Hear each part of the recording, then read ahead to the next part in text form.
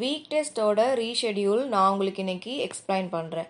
இப்போ வரைக்கும் நம்ம சேனலில் செப்டம்பர் 14லேருந்து அதாவது செப்டம்பர் 16ஆம் தேதியிலிருந்து செப்டம்பர் 22ஆம் தேதி வரைக்கும் மொத்தமாக 4 நாளோட வாட் டு ஸ்டடி என்ன படிக்கணும் அப்படிங்கிறது படித்து முடிச்ச அந்த சிலபஸோட டெஸ்ட் நம்ம முழுசாக கம்ப்ளீட் பண்ணியிருக்கோம்.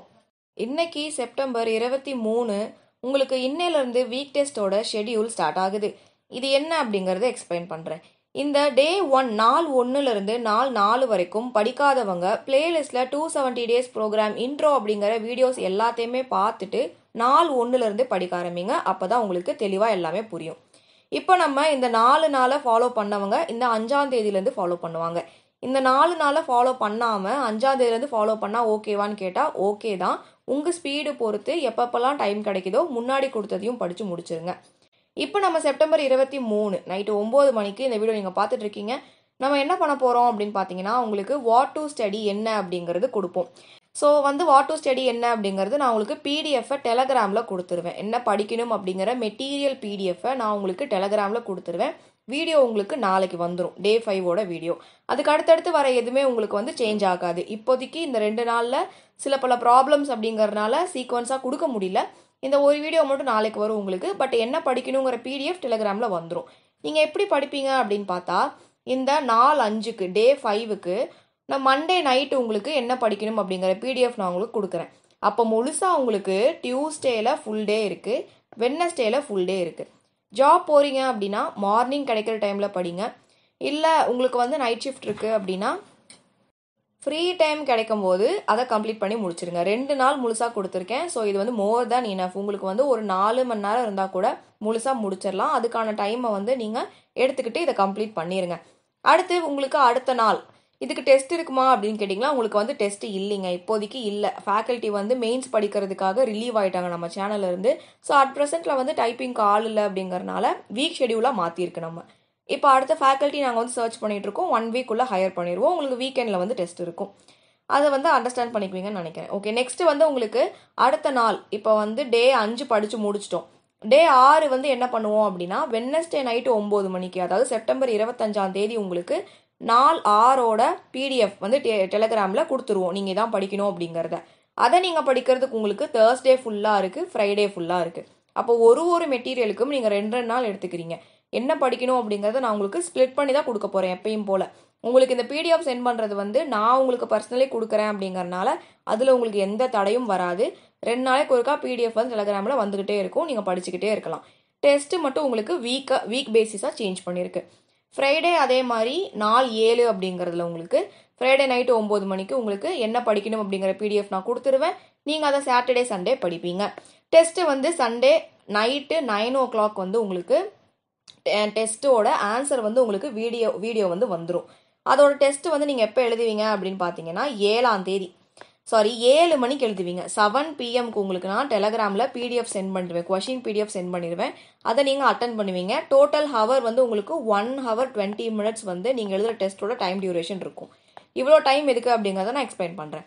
இப்போ சாட்டர்டே சண்டே நீங்கள் படிச்சிட்டீங்க. டே 7ஓடதை நீங்கள் சாட்டர்டே சண்டே படிச்சிருக்கீங்க அப்படின்னா சண்டே நைட் நீங்கள் அந்த டே 5, 6, 7 நாள் 5, 6, 7ல் என்ன படிச்சிங்களோ அதோட டெஸ்ட்டை நீங்கள் சண்டே நைட்டு 7 மணிக்கு சென்ட் பண்ணுற பிடிஎஃபை வச்சு எழுதுவீங்க. அடுத்த நாள் மண்டே நான் என்ன பண்ணுறேன், மண்டே மார்னிங் என்ன பண்ணுறேன் அப்படின்னு பார்த்தீங்கன்னா டெஸ்ட் எழுதி முடிச்சிருப்பீங்க. நான் உங்களுக்கு ஆன்சர் அனுப்பியிருப்பேன், அதை செக் பண்ணியிருப்பீங்க. அதில் நிறைய கரெக்ஷன்ஸ் இருக்கும், சில டாபிக்ஸ் முடிக்காத மாதிரி இருக்கும். ஸோ முடிக்காமல் இருக்கிற டாபிக்ஸ், முடித்த டாபிக்ஸ், கரெக்ஷன்ஸ் இருக்கிற டாபிக்ஸ் எல்லாத்தையுமே மண்டே ஃபுல் டே நீங்கள் ரிவிஷன் பண்ணுறீங்க. மண்டே ஃபுல் டே என்ன பண்ணுறீங்க, நாள் 5, 6, 7ல் நீங்கள் என்னெல்லாம் படிச்சிங்கனோ என்னெல்லாம் பெண்டிங் இருக்கோ அது எல்லாத்தையுமே ரிவிஷன் பண்ணி முடிச்சிடுறீங்க. அதுக்கு அடுத்து உங்களுக்கு மண்டே என்ன ஆகிடும், மண்டே நைட்டு 9 PMக்கு நான் உங்களுக்கு டே 8ஓட வாட் டு ஸ்டடி என்ன படிக்கணும் அப்படிங்கிறத நான் உங்களுக்கு கொடுப்பேன். ஸோ இந்த ஆர்டரில் தான் இனிமேல் போக போகுது. உங்களுக்கு புரிஞ்சிருக்கும்னு நினைக்கிறேன். புரியல அப்படின்னா வீடியோ முன்னாடி இன்னும் கொஞ்சம் ஓட்டி விட்டுட்டு என்ன சொல்கிறோம் அப்படிங்கிறத கிளியராக பார்த்துக்கோங்க. இதுபடி தான் இனிமேல் நம்ம ஃபாலோ பண்ண போகிறோம். சரி, நான் டெஸ்ட்டு ஏன் உங்களுக்கு 1 hour 20 minutes அப்படின்னு சொன்னேன் அப்படிங்கிறத இங்கே நான் உங்களுக்கு எக்ஸ்பிளைன் பண்ணுறேன். இத்தனை நாளாக நம்ம எழுதின டெஸ்ட் ஃபஸ்ட்டு ஒரு 2 டெஸ்ட்டு 15 கொஷின் எழுதியிருப்பீங்க ஓவராலாக. அதுக்கடுத்து எழுதின 2மே 30 கொஷின் எழுதியிருப்பீங்க. இப்போ நமக்கு இந்த வாரம் நம்ம வாரத்துக்கு ஒரு டெஸ்ட் எழுத போகிறோம் அப்படிங்கிறனால 100 கேள்விகள் நான் உங்களுக்கு கொடுக்க போகிறேன். இந்த 100 நம்ம 3 கேட்டகரியாக பிரிச்சுக்கலாம். முதல்ல வந்து 60 கேள்வி உங்களுக்கு தமிழ் எழுதுறவங்க, பொது தமிழ் எழுதுறவங்க தமிழ் எழுதுவீங்க, இங்கிலீஷ் எழுதுறவங்க இங்கிலீஷ் எழுதுவீங்க. அதுக்கடுத்து 35 கேள்வி வந்து உங்களுக்கு ஜிஎஸ்ஸா இருக்கும். ஜிஎஸ்ஏ ரெண்டா பிரிக்கலாம். 25 ஜிஎஸ் வந்து நீங்க என்ன சப்ஜெக்ட் படிக்கிறீங்களோ அதுல இருந்து கேள்விகள் கேட்போம். இப்ப நான் உங்களுக்கு படிக்க சொல்லி ஹிஸ்டரி கொடுத்துருக்கேன் அப்படின்னா ஹிஸ்டரியில இருந்து 25 கேள்வி இருக்கும். அடுத்த நாள் பாலிட்டி படிச்சீங்கன்னா பாலிட்டி, அப்ப எல்லாத்துலயும் 25 கிடையாது. 3 நாளையில நீங்க என்ன ஓவராலா படிச்சீங்களோ அதுல இருந்து உங்களுக்கு 25 கேள்வி இருக்கும். 10 கொஸ்டின் சிஏ இருக்கும். சிஏவும் நான் உங்களுக்கு கரண்ட் அஃபேரும் நான் உங்களுக்கு இன்க்ளூட் பண்ணி நீங்க என்ன படிக்கணும் அப்படிங்கிற நான் கொடுக்க போறேன். செப்டம்பர் கரண்ட் அஃபேர் ஸ்டார்ட் பண்ண போறோம். செப்டம்பர் 2023 கரண்ட் அஃபேர்ல இருந்து ஸ்டார்ட் பண்ண போறோம் நம்ம. ஸோ நான் கரண்ட் அஃபேரும் உங்களுக்கு இன்க்ளூட் பண்ணி கொடுக்க போறேன். புரிஞ்சிருக்கும் உங்களுக்கு. 35 கேள்விகள் ஜிஎஸ் இருக்கும். அதில் 25 வந்து என்ன சப்ஜெக்ட் படிக்கிறீங்களோ அதுல இருந்து இருக்கும். 10 கேள்விகள் உங்களுக்கு கரண்ட் அஃபேர் இருக்கும். லாஸ்டா இருக்க 25 கேள்விகள் உங்களுக்கு ஆப்டிடியூட் மேக்ஸ்ல இருந்து ஒரு 25 கேள்விகள். நமக்கு உண்மையான எக்ஸாம்ல மேக்ஸ்ல இருந்து 25 கேள்விகள் தானே பண்ண போறோம். ஸோ மொத்தமா 25 கேள்விகள் அப்படின்னு கொடுத்தாச்சு. இதை 100ன்னு வைக்காம 200ன்னு வைங்க அப்படின்னு நீங்க கேட்கலாம். நான் திருப்பியும் சொல்றேன், இது வந்து ஃப்ரீ பேட்ச் உங்களுக்கு. ஸோ கொஸ்டின்ஸ் வந்து 200 கொடுக்குற அளவுக்கு அஃபோர்டபுளா இப்போ வந்து இல்லை. பர்சனலி நான் உங்களுக்கு என்டையரா செலவு பண்ணி பண்றேன் அப்படிங்கறனால இப்போதைக்கு என்கிட்ட அவ்வளோ செலவு பண்ணி பண்ற அளவுக்கு நான் இப்போதைக்கு கேப்பபிளா இல்லை. அதனாலதான் உங்களுக்கு 200 கேள்விகள் கொடுக்க முடியல. 100 கேள்விகள் இப்போ நம்ம ஆட் பண்ணியிருக்கோம். ஃபியூச்சர்ல கொடுக்கக்கூடிய சூழல் வந்துச்சு அப்படின்னா 200 கேள்விகள் கொடுக்கறதுக்கான கெப்பாசிட்டி எனக்கு வந்துச்சு அப்படின்னா கண்டிப்பா நான் உங்களுக்கு வந்து 200 கேள்விகளா இதை மாத்தி கொடுக்குறேன். உங்களுக்கு இது ஓவராலா புரிஞ்சிருக்கும்னு நினைக்கிறேன். டவுட்ஸ் இருக்கு அப்படின்னா டெலிகிராம்ல கேளுங்க.